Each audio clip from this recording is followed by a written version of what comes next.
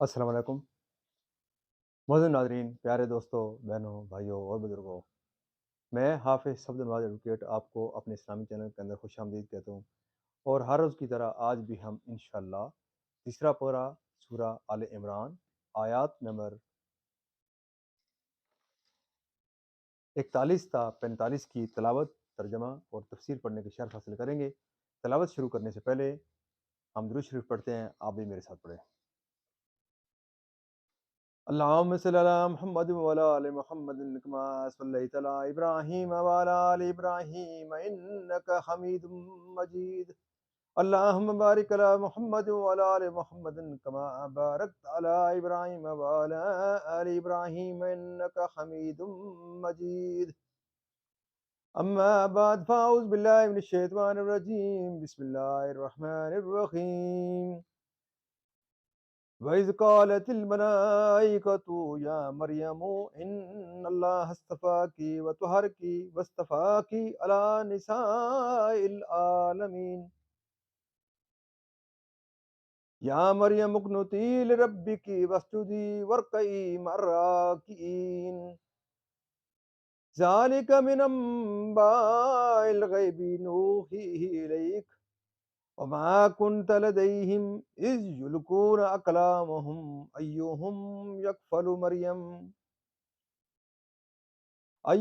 يكفل مريم وما كنت لديهم إذ يختصمون إذ قالت الملائكة يا مريم إن الله يبشرك بكلمة منه اسمه المسيح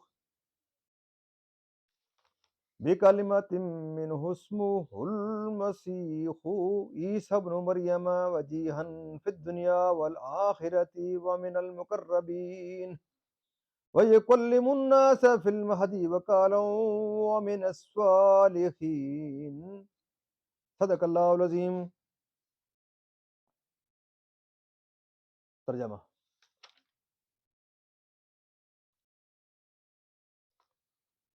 اور جب فرشتوں نے کہا اے مریم، بے شک اللہ نے تجھے چن لیا اور خوب ستھرا کیا اور آج سارے جہاں کی عورتوں سے تجھے پسند کیا، اے مریم اپنے رب کے حضور ادب سے کھڑی ہو اور اس کے لیے سجدہ کر اور رکوع والوں کے ساتھ رکوع کر۔ یہ غیب کی خبریں ہیں کہ ہم خفیہ طور پر تمہیں بتاتے ہیں اور تم ان کے پاس نہ تھے جب وہ اپنے کلموں سے قرع ڈالتے تھے کہ مریم کس کی پرورش میں رہیں، اور تم ان کے پاس نہ تھے جب وہ جھگڑ رہے تھے۔ اور یاد کرو جب فرشتوں نے مریم سے کہا اے مریم، اللہ تجھے بشارت دیتا ہے اپنے پاس سے ایک کلمہ کی، جس کا نام ہے مسیح عیسیٰ مریم کا بیٹا، رودار باعزت ہوگا دنیا اور آخرت میں، اور قرب والا، اور لوگوں سے باتیں کرے گا پالنے میں اور آپ کی اور پکی عمر میں، پالنے میں اور پکی عمر میں، اور خاصوں میں ہوگا۔ تفسیر. باوجود اس کے کہ آپ کا ان واقعات کی اطلاع دینا دلیل قوی ہے اس کی کہ آپ کو غیبی علوم عطا فرمائے گئے، یعنی کہ ایک فرزند کی صاحب جاہ و منزلت بارگاہ الہی میں بات کرنے کی عمر سے قبل آسمان سے نزول کے بعد اس آیت سے ثابت ہوتا ہے کہ حضرت عیسیٰ علیہ السلام آسمان سے زمین کی طرف اتریں گے جیسے کہ احادیث میں وارد ہوا ہے، اور دجال کو قتل کریں گے۔ اور دستور یہ ہے کہ بچہ عورت و مرد کے اختلاط سے ہوتا ہے، تو مجھے بچہ کس طرح عطا ہوگا؟ نکاح سے یا یوں ہی بغیر مرد کے، جو میرے دعوی نبوت کے صدق کی دلیل ہے، اپنی خواہش کے مطابق باوجود یہ کہ وہ تعویل کے اہل نہیں، حقیقت میں اور اپنے کرم و عطا سے جس کو وہ نوازے۔ حضرت ابن عباس رضی اللہ عنہما سے مروی ہے کہ آپ فرماتے تھے کہ میں راسخین فی العلم سے ہوں، اور مجاہد سے مروی ہے کہ میں ان میں سے ہوں جو متشابہ کی تعویل جانتے ہیں۔ حضرت انس بن مالک رضی اللہ عنہ سے مروی ہے کہ راسخ فی العلم وہ عالم با عمل ہے جو اپنے علم کا متبع ہو، اور ایک قول مفسرین کا یہ ہے کہ راسخ فی العلم وہ ہیں جن میں چار صفتیں ہوں: تقوی اللہ کا، تواضع لوگوں سے، زہد دنیا سے، مجاہدہ نفس کے ساتھ، کہ وہ اللہ کی طرف سے ہے اور جو معنی اس کی مراد ہیں حق ہیں اور اس کا نازل فرمانا حکمت ہے، محکم ہو یا متشابہ اور راسخ علم والے کہتے ہیں۔ جب حضرت عیسیٰ علیہ الصلاۃ والسلام نے نبوت کا دعویٰ کیا اور معجزات دکھائے تو لوگوں نے درخواست کی کہ آپ ایک چمگادڑ پیدا کریں۔ آپ نے مٹی سے چمگادڑ کی صورت بنائی، پھر اس میں پھونک ماری، وہ وہ اڑنے لگی۔ چمگادڑ کی خصوصیت یہ ہے کہ وہ اڑنے والے جانوروں میں بہت اکمل اور عجیب تر ہے اور قدرت پر دلالت کرنے میں اوروں سے زیادہ، اوروں سے ابلغ، کیونکہ وہ بغیر پروں کے تو اڑتی ہے اور دانت رکھتی ہے اور ہنستی ہے اور اس کی مادہ کے چھاتی ہوتی ہے اور بچہ جنتی ہے۔ باوجود یہ کہ اڑنے والے جانوروں میں یہ باتیں نہیں ہیں، جس کا برس عام ہو گیا ہو اور اطباء اس کے علاج سے عاجز ہوں، چونکہ حضرت عیسیٰ علیہ الصلاۃ والسلام کے زمانہ میں طب انتہائی عروج پر تھی اور اس کے ماہرین امر علاج میں ید طولہ رکھتے تھے، اس لیے ان کو اسی قسم کے معجزے دکھائے گئے تاکہ معلوم ہو کہ طب کے طریقہ سے جس کا علاج ممکن نہیں اس کو تندرست کر دینا یقیناً معجزہ اور نبی کے صدق نبوت کی دلیل ہے۔ وہب کا قول ہے کہ اکثر حضرت عیسیٰ علیہ السلام کے پاس ایک دن میں 50,000 مریضوں کا اجتماع ہو جاتا تھا۔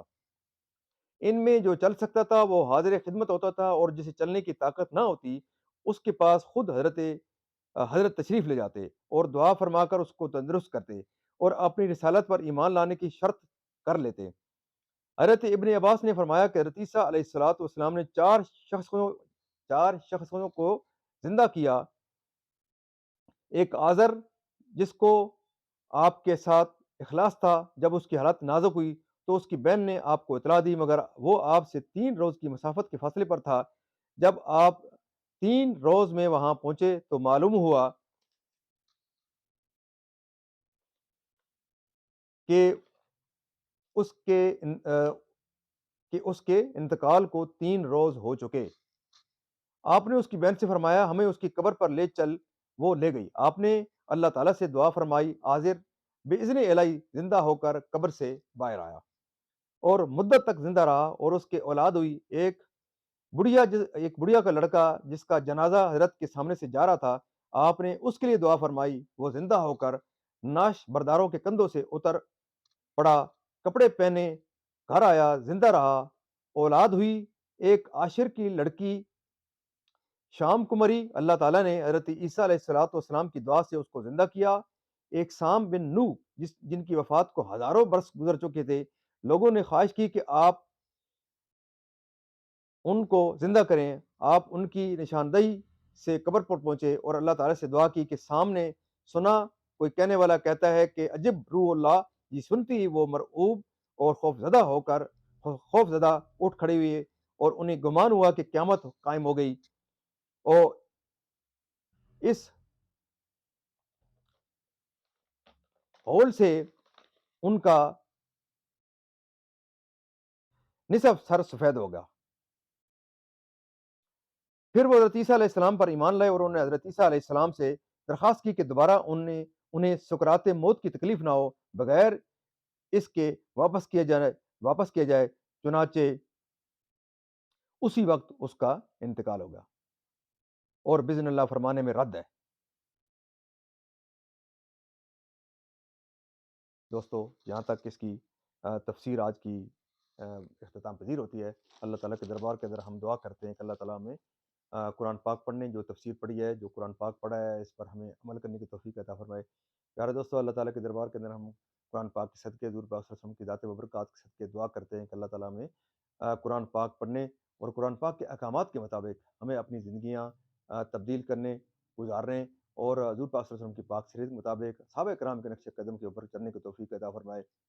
معزز ناظرین، اللہ تعالیٰ کے دربار کے اندر ہم قرآن پاک کے صدقے، حضور پاک صلی اللہ علیہ وسلم کی ذات برکات کے صدقے دعا کرتے ہیں کہ اللہ تعالیٰ تمام پریشانوں کی پریشانیاں دور فرمائے، تمام بیماروں کو شفائے کاملہ عاجلہ عطا فرمائے اور اللہ تعالیٰ تمام مرحومین کو جنت الفردوس میں اعلیٰ و بالا مقام عطا فرمائے۔ میں اپنے ان تمام دوستوں اور معزز ناظرین کے لیے جو مجھے دیکھتے ہیں، اللہ تعالیٰ ان کو صحت عطا فرمائے، اللہ تعالیٰ ان کے گھروں میں، ان کے مال میں، ان کے جان میں خیر و برکت عطا فرمائے۔ اللہ ان میں اگر کوئی خصوصی طور پر اللہ जो मेरे मोअज़्ज़ज़ नाज़रीन में अगर कोई बीमार है, किसी परेशानी में है, अल्लाह ताला उनकी बीमारियाँ उन बीमारों को दुरुस्त फरमाए और अल्लाह ताला उनकी परेशानियाँ दूर फरमाए और अल्लाह ताला तमाम मरहूमीन को जन्नतुल फिरदौस में आला व बाला मुकाम अता फरमाए। प्यारा दोस्तों, अल्लाह ताला के दरबार के अंदर हम फ़लस्तीन के मुसलमानों की, कश्मीर के मुसलमानों की और जहाँ कहीं भी कोई मज़लूम तबका है, अल्लाह ताला उनकी अपने गैब के खज़ानों से उनकी मदद फरमाए।